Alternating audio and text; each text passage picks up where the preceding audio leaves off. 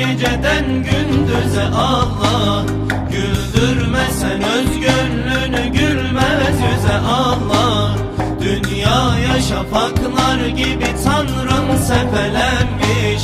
Kalbin gözü yanmazsa görünmez göze Allah. Görünmez göze Allah. Kalbin gözü yanmazsa görünmez göze Allah. Görünmez göze Allah.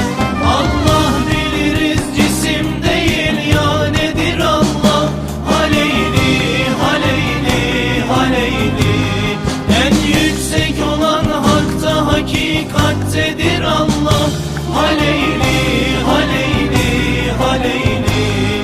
Dondunsa tekamül ve güzellikler önünde. Bu hayrettedir Allah, bu hikmettedir Allah, liyagattedir Allah, hakikattedir Allah, sedakattedir Allah, muhabbettedir Allah.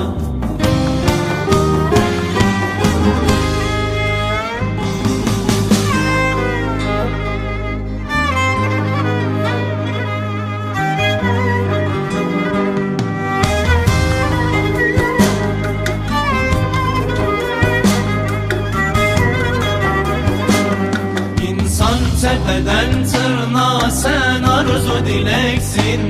Nefsinde doyumsuz fakat aşkında meleksin. Zulmün yüzüne hak denilen silleni çeksen.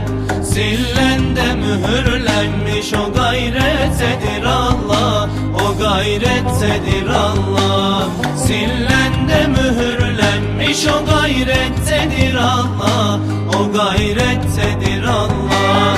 Allah biliriz cisim değil ya nedir Allah. Haleyli haleyli haleyli.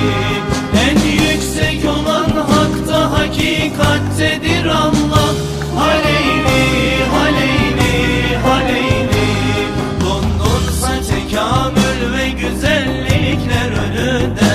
Bu hayrettedir Allah, bu hikmettedir Allah, liyagattedir Allah, hakikattedir Allah, sedakattedir Allah, muhabbettedir Allah.